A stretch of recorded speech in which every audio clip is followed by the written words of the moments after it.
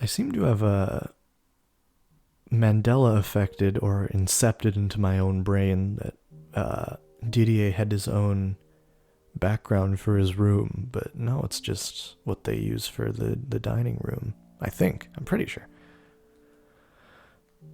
It was the spring of my 14th year. Heavy clouds filled the sky, blocking out the sun and giving the impression of late evening all throughout the day. I, for one, preferred it when the sun wasn't out.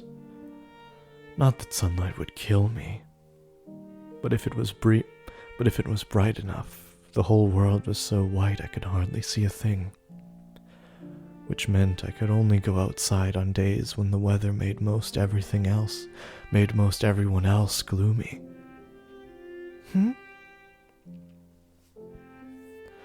As I was meandering through the courtyard, I spotted someone I had never seen before. A warm breeze blew past, sending up a swirl of flower petals.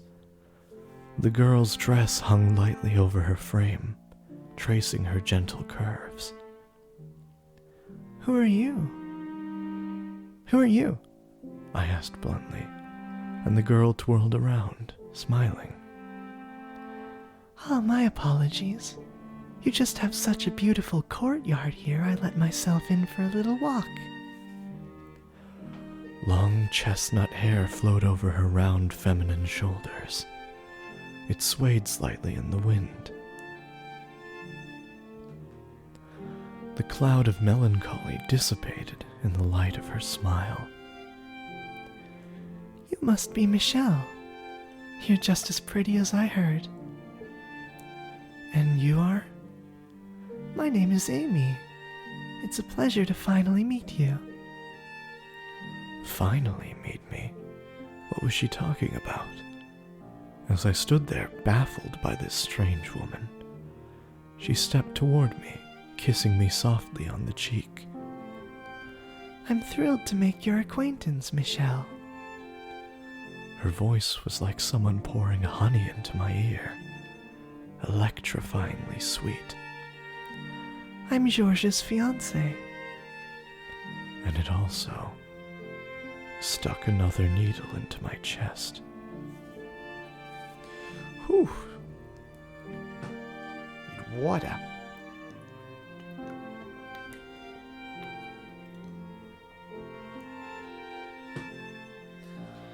Oh God, this last name. She was a noble girl by the name of Amy Jobert? Jobert? She was a noble girl by the name of Amy... Joubert. Joubert. Though only 15, she was the very image of refined, polished to a shine. No one had told me my brother was to be married.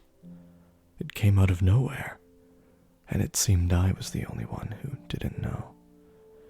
That evening, when the family gathered around the table for supper, Amy was there too, and they prepared an extravagant feast for the occasion.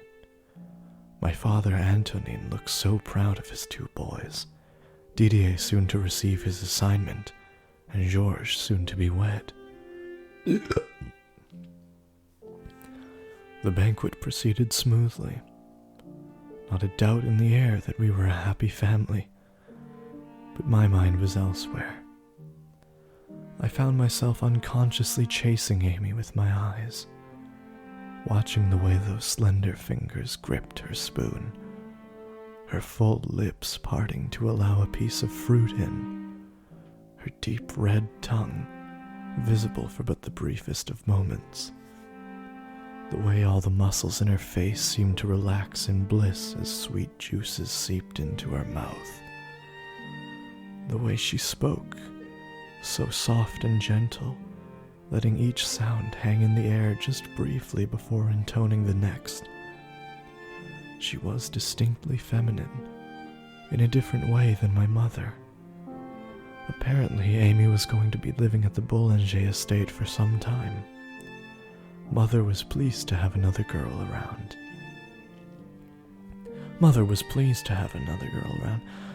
Or more specifically, she was relieved to have found someone other than my brothers for me to spend time with. I had assumed I would hate being around another girl. Surely she wouldn't be able to play chess after all. But for some reason, I felt much less suffocated around her than my mother.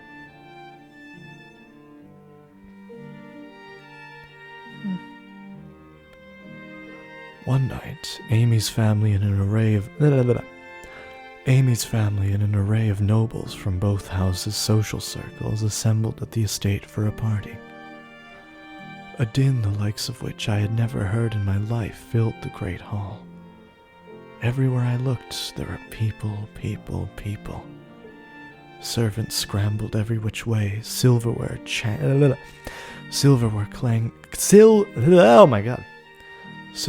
clanged against dishes in an almost constant hum. Voices from all directions. I felt moderately ill. Hey Dee, I feel like we're critically short on waiters. This don't look good for us. And who was it who went about inviting everyone he came across again? Inviting everyone he came across again? Who are these people? They're artistes like me. I met them at the court.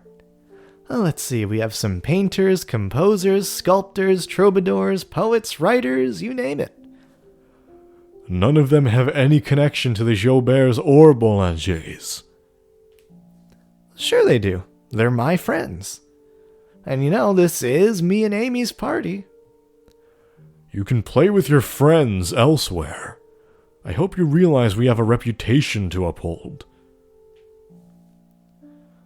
Off in one corner, several men, presumably Georges' friends, gathered in a circle.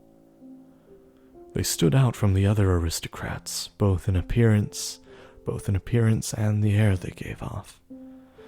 The clothes they wore, the embroidery hidden beneath their jacket cuffs, their manner of speech, the way they held themselves. They were, simply put, a far cry from the hard-headed Didier's ideal party guests. Even watching them from afar, it was clear my two brothers ran in very different crowds. The only reason headstrong Didier and free-spirited Georges were able to get along at all was because they were brothers. If they had been strangers, I doubt their paths would cross much, and if they did, those interactions would be quite rocky. Hey, come here, guys! Georges' shouting voice pulled my preoccupied mind back to the surface. He summoned his friends, then led them to where I stood. What are you doing hiding in the corner, Michelle? I didn't even notice you. Allow me to introduce you to a few of my friends. No, Georges put his hands on my shoulders, peeling me off the wall and standing me in front of his male friends. Socialization was the last thing on my mind. I searched for Didier, hoping he would come to my rescue, but he was off trading pleasantries, facing away from me. This is my baby sister, Michelle. Be nice. Georges, I don't... Graces, your skin is even more pale than I imagined. It's like something out of a fairy tale. And why have you never brought her to the court?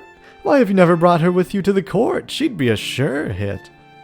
And how old are you now? 12, mayhap? Now, don't treat the lady like a child. I'll have you know she's 14. All the more reason she should be out there making friends. The whole court would flip if they knew you had such a gorgeous sister, Georges. Don't be a brute, my man. Our little angel has to be kept inside for personal reasons. Uh-oh, sounds like I haven't been showing the lady her due respect. I've yet to even properly introduce myself. How rude indeed. Their laughs grated on my nerves, and so did the way Georges spoke as though I was his property. They looked like they were appraising me, which made me sick to my stomach. I had been paying enough attention to notice the man who had asked if I was 12, and the rest of them too, examining me from head to toe in search of curves. I was indeed underdeveloped for 14, but what did that matter? I didn't want a body shaped like Amy's or my mother's. Now then, milady, a proper greeting. The man got down on one knee before me. For a split second, I didn't comprehend what he was doing. Go on, Michelle. He's waiting. Go on, Michelle. He's waiting. He whispered into my ear. That was when it all came back to me. The traditional greeting performed between a man and a woman. Come on, Michelle. Don't tell me you forgot what to do. I knew. I knew the process. I had that knowledge. Mother had taught me the rules, shown me the procedure. I was to present my hand to the man, for him to kiss. All I had to do was hold out my hand, but I was frozen. My body fought tooth and nail against the simple act. The thought of that man putting his lips on my skin sent a chill through me. Why? Why was this a traditional greeting? Why did I have to go through this? Michelle! But at the sound of Georges' frantic voice, my arm creaked up from my side. Then, I remembered that despite being his friends, they were still nobility. As wanton as his social interactions may have been, he still had a reputation to maintain, and I understood that. I also understood that, as their sister, it was my responsibility not to do anything that might tarnish either of my brothers' names. Also, by tradition, the man wasn't supposed to actually kiss the woman's hand. The proper way to do it required he simply mimic the act, rather than make real contact. That much I could handle. The man kneeling before me gave an uncomfortable chuckle at my reluctance, shrugged and reverently took my hand in his. And then he pressed his lips firmly against my skin. There was a vaguely warm sensation on the back of my hand for the briefest moment. What are you? Reflexively, I smacked the man's hand away. George's eyes went wide in horror, and the man gave another playful shrug. I was merely offering you a greeting, milady. Or is even that a new experience to you? Your innocence is truly precious. I was half a second away from throwing a barrage of insults, but I bit my tongue and stomped off instead. What? Michelle! Hey, come back, Michelle! I had spent all that time convincing myself I couldn't humiliate my brothers, but now I wouldn't hear a word of it. I had drawn a fair bit of attention, and other people tried to stop me too, but I brushed them all off, marching my way out of the great hall.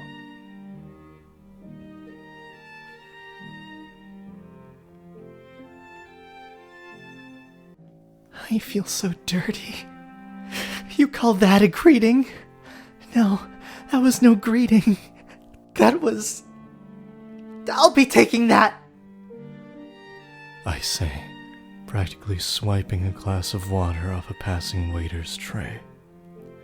With it, I washed my hand by the window facing the courtyard. But no matter how much water I poured over it, I couldn't erase the sickening sensation of his mouth on my hand. So I rubbed it with my sleeve until the skin was bright red. I wanted to feel something else, anything else, even pain. Think before you act, George. What were you doing inviting people like that into our house? I was angry, and I had every right to be. He had not performed the proper greeting. Even in jest, he had no business actually putting his lips on my hand. It was not acceptable behavior for an aristocrat. He was a guest. He should have been ashamed. Was I angry that he had been disrespectful? No, that wasn't the reason. It was... That wasn't very nice of you, running off like that. At the sound of his voice, I couldn't turn back. I felt a sickening warmth almost directly against my back.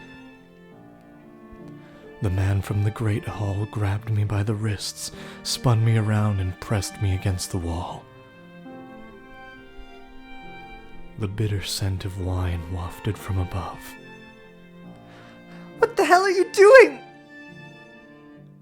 I tried a second time to get away from him, and that was when reality sunk in. I couldn't do it.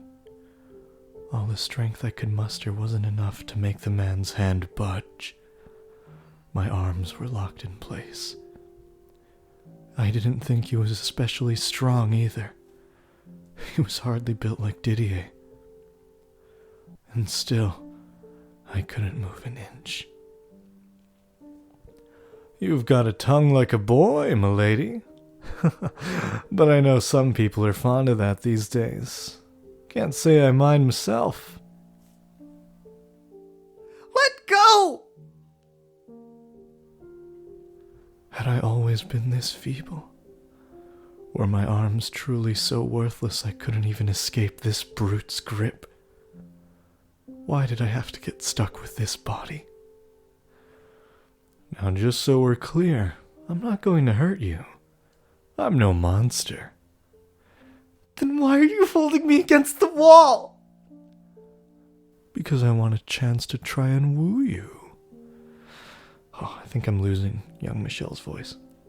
I apologize if I made you uncomfortable back there, but the second I laid eyes on you, I knew you were a keeper. Let go of me!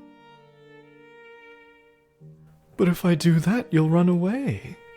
And it's my personal rule to never let go of anything I like. Your brother says you can't go outside, so if I set you loose now, I might never get a chance to catch you again. I wanted to vomit. Apparently taking my silence for approval, the man perked up and kept going. If you're not accustomed to being around men, then why not use this as an opportunity to get familiar? Not a half bad idea, if I do say so myself. And I think we'd get along quite well. Besides, I'm a minstrel. Spend some time with me and I'll write you all the songs you could possibly want. Get away from me. Ah, you really do have the most striking eyes. Makes me want to keep them all for myself. With a muse like that, I could write the most incredible songs you've ever heard. I said get back, you creep! Huh, that's odd. That one's never failed me. The man brought his face just inches from mine and peered into my eyes. I could feel his hot, wine-stench breath against my cheeks. It gave me the chills. I couldn't understand why this was happening to me. Panic and confusion had my heart racing. Go try your luck with someone else. I'm not interested. You will be soon enough, darling. You've simply never known a man's touch. He drew closer. He was already practically on top of me, but still he closed in. Closer and closer. The world faded out. I couldn't see anything. I could feel his rising body heat so near it made me nauseous. My eyes flung open, but there was nothing there. I only felt. I could only feel.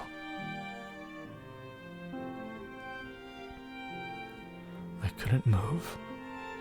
My body wouldn't budge. In my mind, I kicked the man away, pulled my fist back and slammed it into his jaw, again and again and again until his face was unrecognizable. Again and again and again and again I beat him. But reality would have none of that. Michelle! Hey, what do you think you're doing? 3 seconds, 10 seconds, longer. I had no idea how much time I had lost.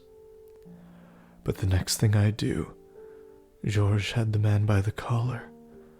I fell back against the wall, staring absent-mindedly as the two struggled. They traded blows and they traded insults. Before long they had drawn a crowd. While they went at it, I distractedly drifted away, and I only had one place to go. I didn't even bother to light a candle.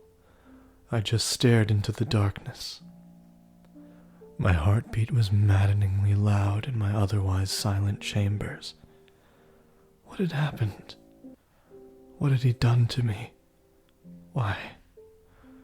Why couldn't I do anything?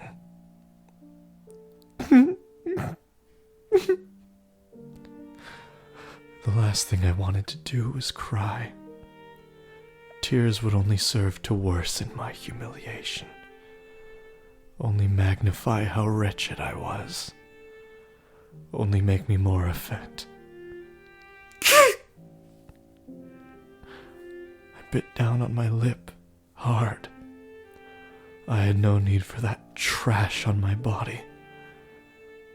I dug my nails into my arms. I had no need for that trash on my body. All of this, every last bit of it, that was why I was the way I was. I didn't know how to put it into words. I didn't know how to express this boundless frustration within me. But after enough wordless groaning, a single word slipped from my lips, and it felt incredibly right. God damn it! I knew good and well a girl should not be using such words.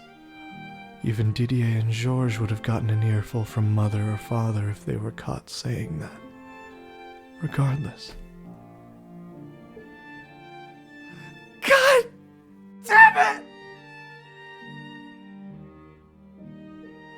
It was the most fitting word I could come up with to represent even the smallest bit of my anger and loathing. I knew all I was doing was shifting the blame, that all it would accomplish was making me look pitiful. But I would take that over crying like a girl any day.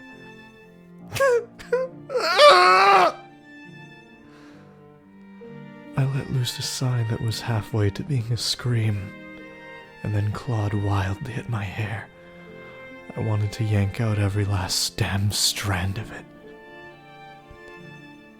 I didn't want it. Sorry, my mic is not cooperating. Ugh. There, that's a better position. It was blocking my view too much. I didn't want it. I didn't want any of it. Any of this body.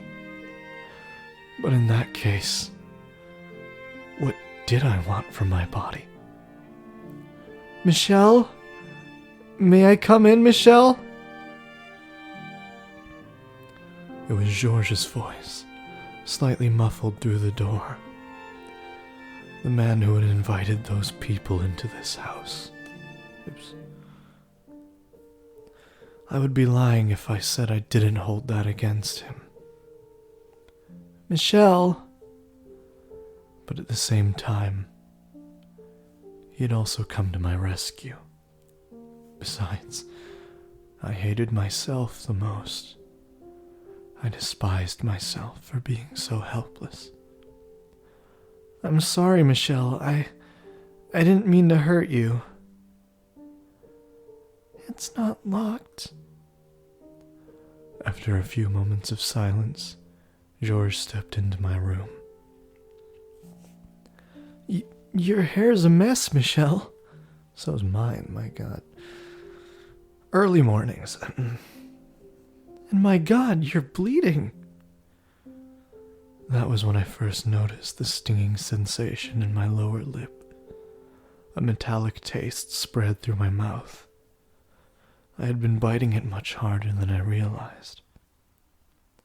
And there was a lot more blood than I expected. A trail of it was running down my chin, seconds from spilling onto my clothes when George wiped it away. I'm really sorry, Michelle. He can be a real ass when he drinks. And he's a bit of a womanizer at that. I never expected he'd try to go after you, though. I'm really sorry. I didn't mean for this to happen. But, there's a chance he may have, genuinely taken a liking to you.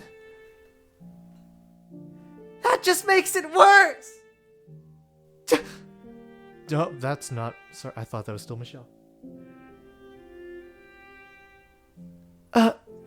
Sorry, you're right. You want to be with the man you like, I understand. He ran his hands through my hair, as if trying to calm me down, at the same time cleaning up the mess I had made of it. It made me feel like I was some kind of plaything, a joke of a doll. I don't... Huh? I don't want to be with anyone. I would never, ever be comfortable with a man putting his hands on me like that. However, I'm sure you'll find someone eventually, Michelle. Someone that feels right for you. I feel kind of awful for introducing him to you, but there are plenty of men in the world. You might not be interested now, but that'll change soon. It's part of growing up. You'll be best off forgetting today ever happened. I was dead certain, but apparently that wasn't enough to convince him. The very idea that I might one day meet a man who wanted to touch me made my skin crawl. Why? Why did I feel like this? Was I just not interested in men? No. If that were the case, I wouldn't admire my brother's bodies. I didn't have an aversion to men. In fact, I enjoyed spending time with my brothers far more than indulging my mother and her woman's world. What I couldn't stand was the particular look men would sometimes give me. But why? Why did I not like that? I had no answer. My thoughts were only going in circles. Are you okay, Michelle? He peered down at me, his face twisted in concern. But I couldn't answer him. Sorry, just to make things more comfortable, I'm trying this standing up instead of sitting down, because I have more energy to sustain me while I'm standing up in voice acting, I find. So new setup, but we're figuring it out. I've already read this, right? Yeah. How was I supposed to articulate this? My anger, my frustration, my irritation, my fear. I had no confidence he would understand. George, how's Michelle? I forgot what kind of voice I gave her. Amy's voice came from the doorway. Inexplicably, I felt like someone had stuck their hand in my chest and was now squeezing my heart. Like I had just been caught in a compromising situation by the last person I wanted to see me. Yeah. Yeah, she's doing good, aren't you? Yes, I'm fine. Glad to hear it. I was clearly lying, not even looking him in the eyes when I'd said that, but that seemed to have gone over George's head. Amy, on the other hand, You don't look fine at all. she said, a hint of pain in her voice, and then entered my room. George, Father was asking for you. He says it's time to bring the gathering to a close. You should get going. I'll stay here with her. Oh, is he? Oh, alright then. Sounds good. Once the sound of George's footsteps had faded into nothing, Amy took a seat beside me without warning, and without warning, wrapped her arms around my shoulders. It's much better to talk to a girl at times like this.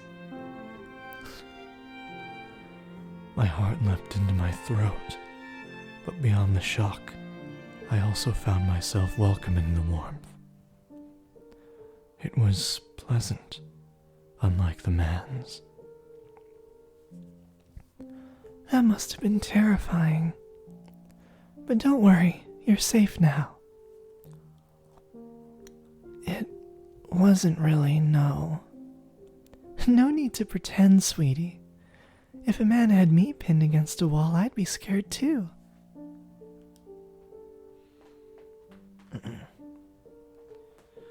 I mean it. I wasn't scared. I'm just disappointed in myself. All right, I believe you. You're a strong girl, Michelle. There aren't many who wouldn't have been scared.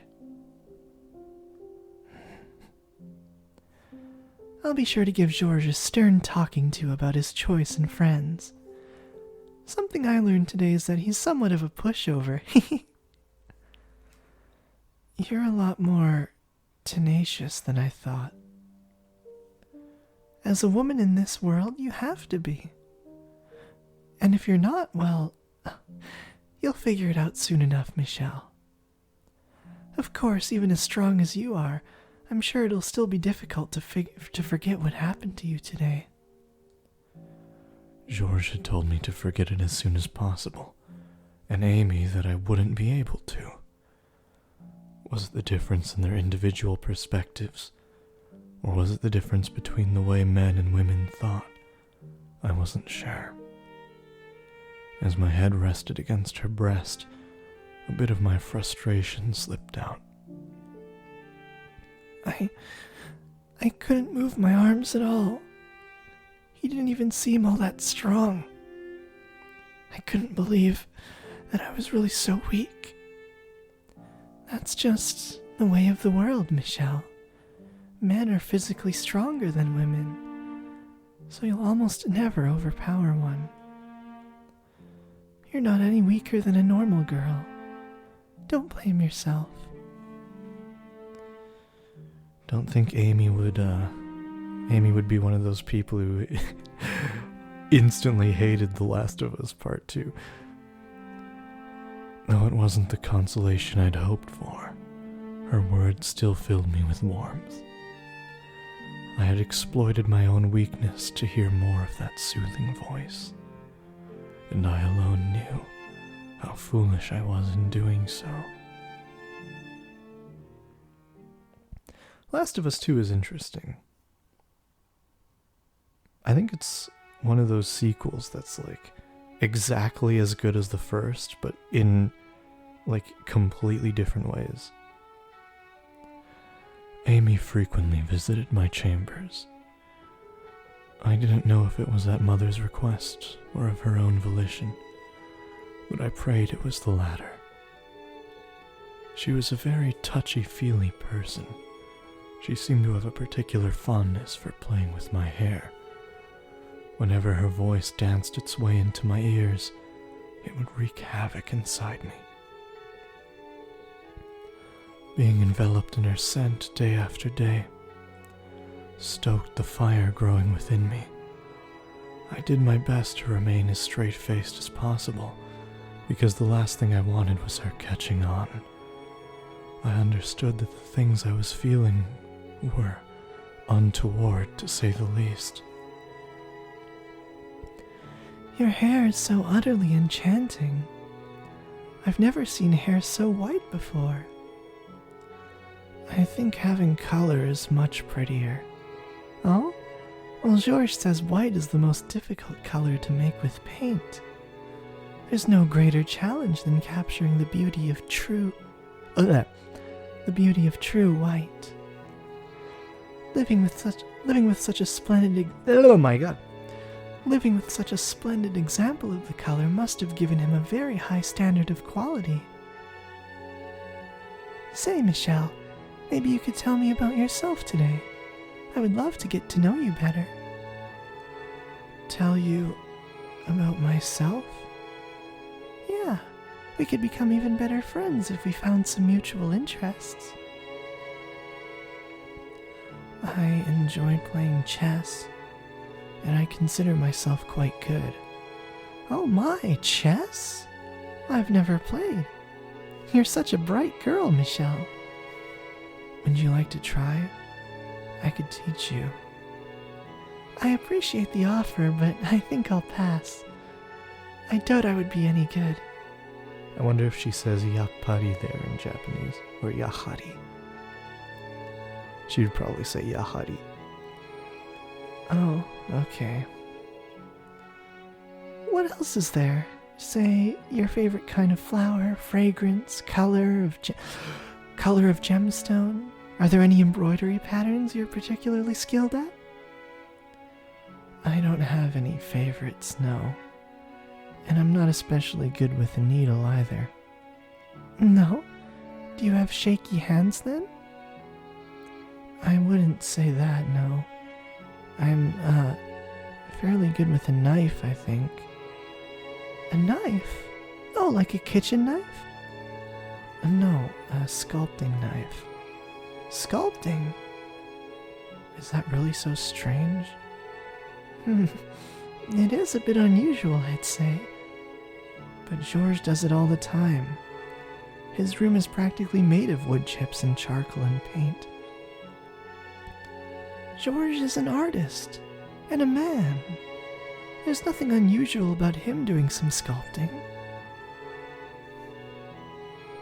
Why is it okay for him but not me?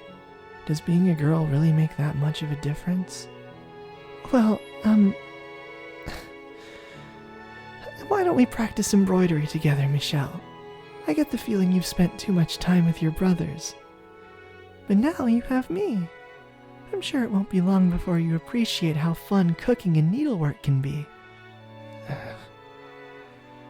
She sounds just like Mother. And she gives the same reason, too. Because I'm a girl. And that's not an explanation. It's a vague generalization. That said, if I agree, I can spend more time with her. Okay. Wonderful. We'll come up with some beautiful designs together. I added the sum. And when you've made something you're proud of, you can give it to a boy who catches your eye. Or if you'd prefer, you can give it to your father or brother. Or brother. Oh, jeez. I would like Georges to have what I make, though. Oh, I've been wondering, did you and Georges meet at the royal court? Oh, heavens no. I've never been to the court. One day my father told me I was getting married, and the next day is when we first met. It happened that quickly? What, are you worried about me, Michelle? Don't worry, I'm not displeased with the arrangement. In fact, I'm quite happy with it. Aristocratic marriages are almost always sudden. And as a woman, you get used to being a piece in their games. But Georges, he's different. He's a gentleman. A gentleman? Him? You sound surprised. I believe hedonist suits him better. Oh, I quite disagree. I have complete faith he'll do good by me. I couldn't fathom where she found such confidence in him, especially a man she had only just met. How could she trust him at all? She was nothing but a pawn, and she knew it. So maybe she was simply putting on an act. I had trouble believing her smile was anything but genuine, though. One day you'll meet the right man for you, Michelle. And he won't be a drunk like the guy from earlier. He'll be a kind, hard-working, respectable man. Her voice is hard. That's not... I would rather not find anyone. I suppose this is still too early for you, huh? Say, how old are you, Michelle? 14. Oh, wow. I assumed you were younger. Do I really look that young? No hard feelings. You're just like a tiny doll, so small and slender. And look, not one bit of meat up here at all. Hey.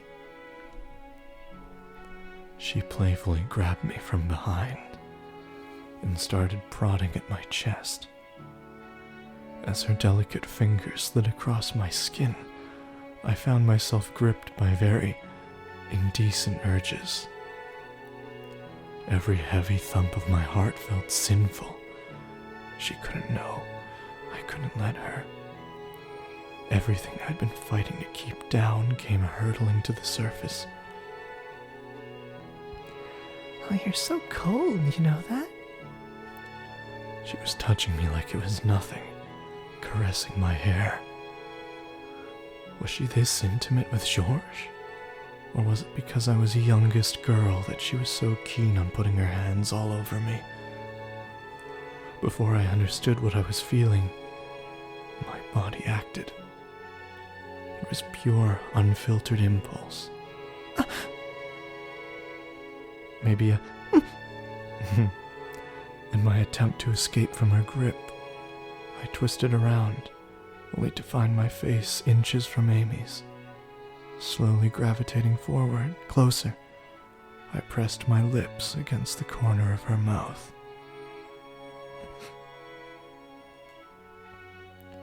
Amy sat there, flabbergasted. I was equally aghast. I'm sorry. As I frantically put some distance between us, I'm sure my face was red as an apple, though I didn't know it at the time. Well, that was certainly unexpected. I'm sorry, did I make you uncomfortable touching you so much? Amy was smiling, though it looked forced. No, not at all. Then I must have startled you. I'm sorry. If I had let you go sooner, we could have avoided this accident. What do you mean, accident? A kiss on the lips is... It wasn't an accident. It wasn't, Amy. I seem to have confused you somewhat, Michelle. What? I know I can be very touchy-feely with you, and you took that to mean you should do the same. No. You can't do that again, alright? If you want to kiss your friends, you do it on the cheek. Save the lips for the man you love. Amy would be disgusted by my friend group. I should get going then. Georges starts getting cranky if I don't give him enough attention. Hold on, Amy! So long, Michelle. Amy's such an interesting character. She's just the perfect character to come in at this point in the story. Ooh, I can't wait until my friend gets to perform as her. Hee hee. I've hinted at that. It's going very well, this gigantic project of fully voice acting this game. The true ending anyway, not all the deviations. Yeah, she wouldn't hear me out. Once Amy had fled my chambers, that was when I finally comprehended my own emotions. That she had stolen my heart. But Amy was George's fiancée. No, that wasn't the problem. My body was not meant for her love.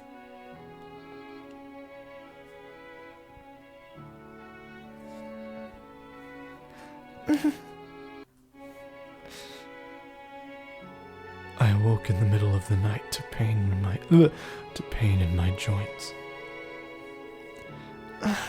Not enough exercise, I guess.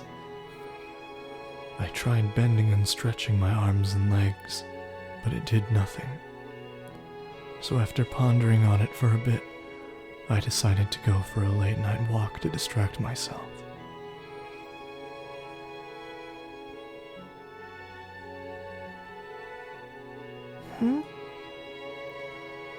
As I approached the corridor adjacent to the courtyard, I heard a woman's voice. Just gonna get some water. I'm still concerned about staying here.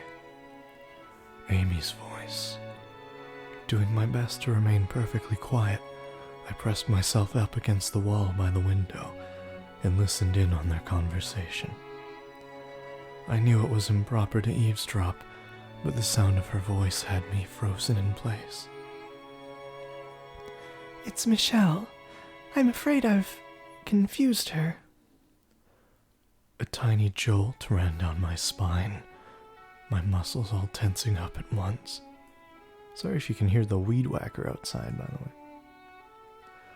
The sound of my name rising to her lips, but not in the way I would have liked.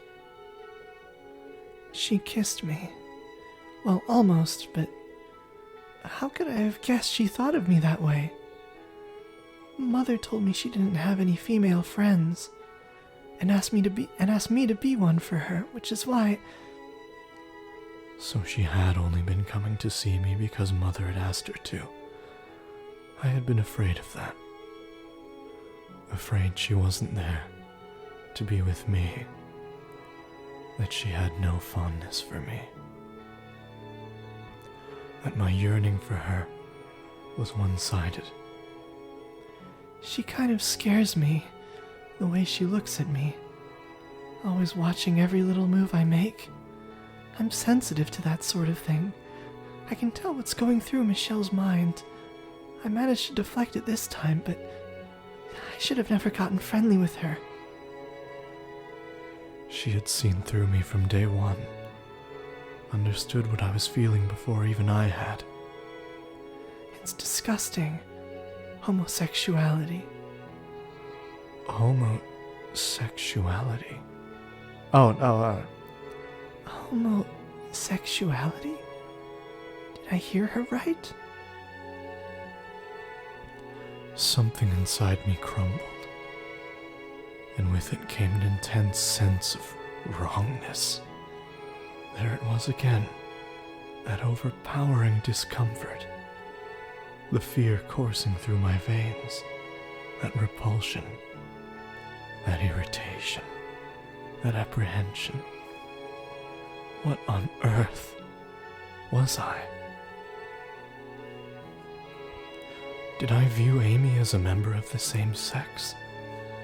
Were the things I felt homosexual? I heard Amy sigh from beyond the window. Then the man beside her, who she was confiding all this in, replied, "She's still just a child." That voice. And one with underdeveloped social skills besides. Understand that she's going to do and say some inappropriate things. It's not uncommon for a child to mistake admiration for love. And I didn't know this until recently, but When she gets something into her head, she has a tendency to run with it without thinking. It was not the man's I had assumed it was. The other day, she asked me to let her be a knight. I can't imagine how she thought that would end up any other way. That would end any other way. Why? It's not very often there are women other than Mother at the estate. I imagine she simply got nervous being around you and something got mixed up in her head. Apparently Didier's dyslexic. Why was Didier out there with her? I hope that's all it was. Amy, hadn't you told me? You thought Georges was a gentleman. So what were you doing? Getting so friendly with Didier. And Didier, weren't you my ally? Or was that all an act like her? You were going to be a knight, so why were you out here with your brother's fiancée? I'm glad to have you here, so I hope you can figure something out to make it work. I'll do what I can, and I'm kind of reluctant to say this to you, but something has to change. As it is, she kind of grosses me out. She grosses me out. So what? I was some kind of sick, disgusting creature. All I had done was show feelings for her. I couldn't be Georges or Didier. The needles piercing me expanded, both in size and number. Soon, I was being skewered by a dozen of them, and the heated sighs rising from the courtyard only served to make the pain worse. All I could do was cover my ears and run. Fucked up, dude. Fucked up.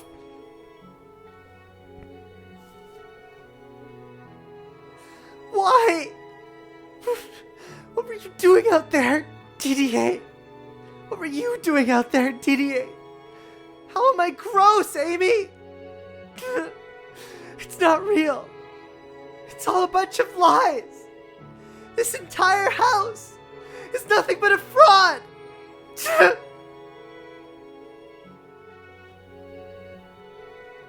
None of it was ever real.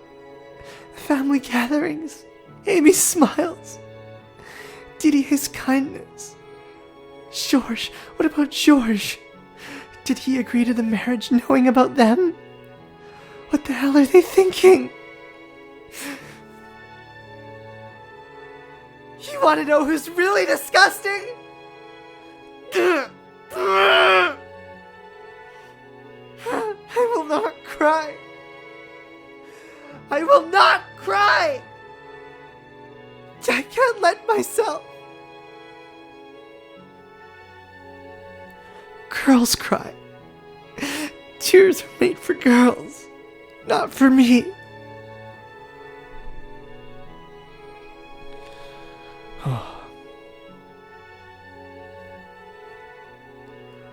I bit down hard on my lip, wrapped myself in my sheets, and pressed my hands hard over my ears.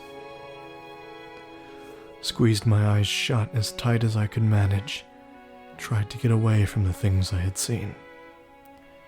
Images of them embracing in the night threatened to flock back to the surface, but I shook my head, casting them off. Praying I wouldn't have any nightmares, I drifted off to sleep. Oh dear.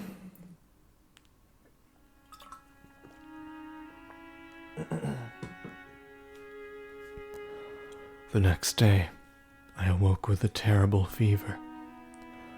I hovered in a sweltering wave of heat, unable to tell dream and reality apart, listening to a seemingly endless stream of crackling noises. The sounds were coming from inside my body. I thought I was falling apart. Mother was horribly worried. I had never been the most healthy child, but I had never fallen this ill either. I couldn't get out of bed. My voice was raspy, like an old woman's. I was genuinely afraid I would wither away and die. Mother called in doctor after doctor to see me, but they all said it was the flu, that bodily pain was common with the fever. While there was a doctor in the house, Mother was able to remain relatively calm. But once they were gone, the anxiety came back. She stayed with me day and night, even foregoing sleep. Her hands gripped mine. They held me fast. She had her head bowed as if in prayer. Don't worry. It'll be all right, Michelle. God is watching over you. He will protect you. You are his child. You are his angel sent to earth. He will not forsake you. The doctors say it's just the flu. Though her words seemed to be directed at me, there was a vacantness in her voice, as if they were really for herself. For so long she had wanted a daughter.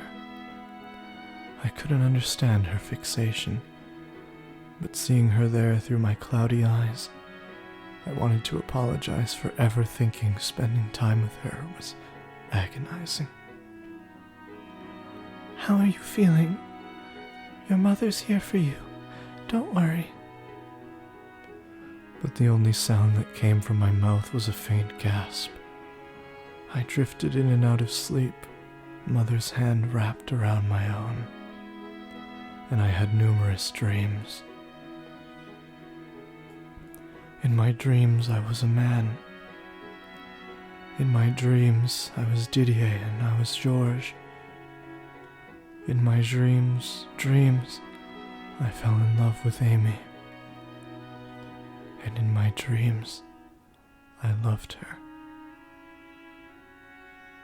You're disgusting. But with one word, my dreams twisted into nightmares. My body was torn into fleshy chunks, and I sunk into the darkness.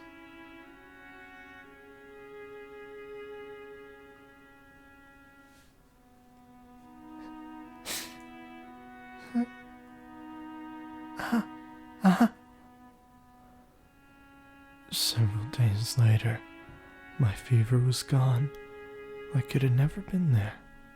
However, What the? my voice did not recover.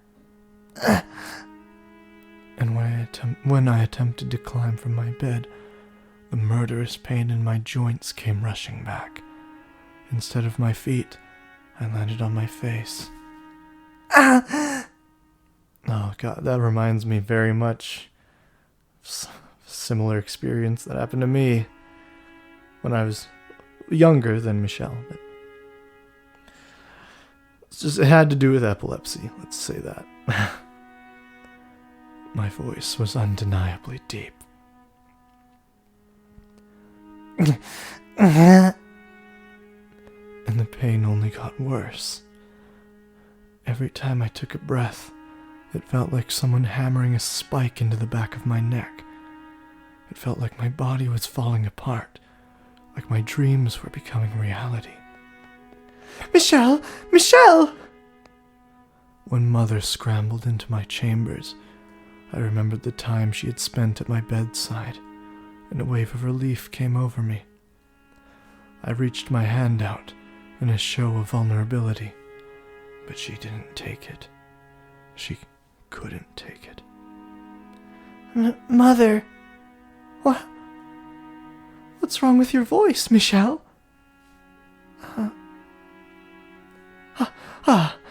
I see. You're still not feeling well, are you, Michelle? A look of restrained fear on her face. Mother stepped toward me. placing her hand on my forehead. Her palm felt hot against my skin. You don't have a fever? But I heard all over. Ah, pipe sounds.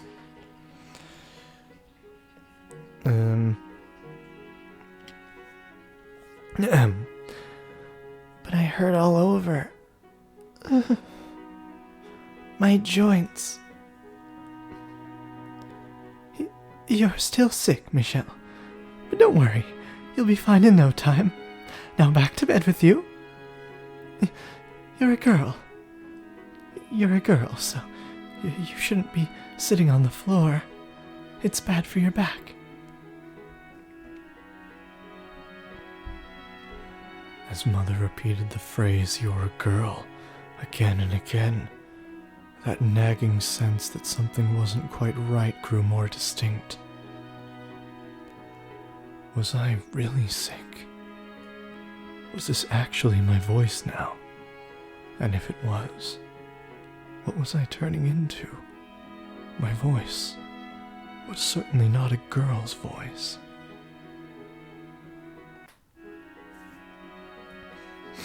Hard for me to convey, as me playing all the female characters, to distinguish a fucking tomboyish girl voice from a going through puberty boy voice. My voice never went back to normal, though, so Mother ordered me to remain in my room. I hadn't recovered yet, and so long as I was sick, I couldn't be let out. Again, something felt wrong about her calling it a sickness, but I had no evidence to the contrary. I had no way to know I wouldn't get others sick if I exposed them, as she claimed, so I had no choice but to do as she said. In time, Mother too stopped visiting me, and the only people I saw were servants. They did their jobs, but refused to look me in the eye. No one else came to see me, though. Not Amy, Didier, or Georges.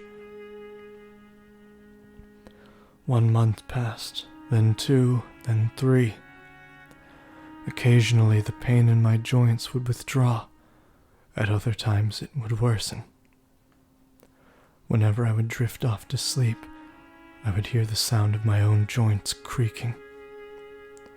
I would dream of a woman standing in the courtyard, her soft chestnut hair fluttering in the wind as she twirled to face me, a smile on her face and her breasts exposed. Why didn't we get that image, huh?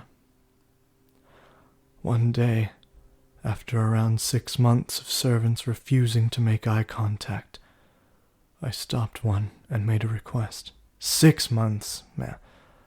I could read that more emphatically. One day, after around 6 months of servants refusing to make eye contact, I stopped one and made a request to have a mirror brought to my room. While he didn't acknowledge me, the next day I had my mirror. By that point, I was fairly certain I knew what was happening to my body. I had no clothes to wear, because none of the multicolored dresses hanging in my wardrobe fit me anymore. Pulling the heavy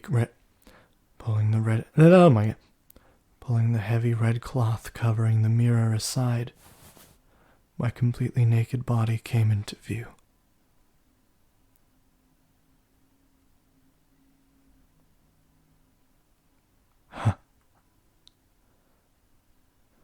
Something resembling a mix of a chuckle and a sigh of pity spilled from my lips. This is me. 6 months.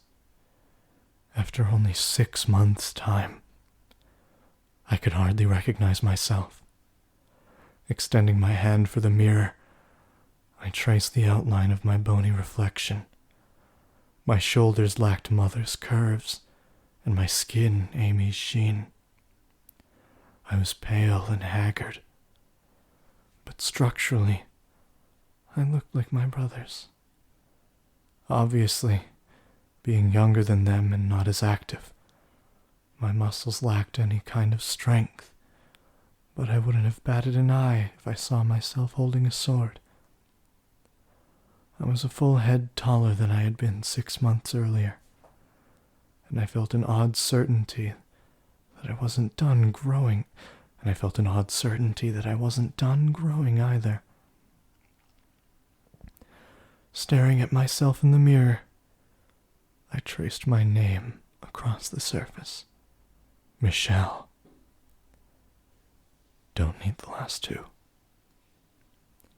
M-I-C-H-E-L-L-E.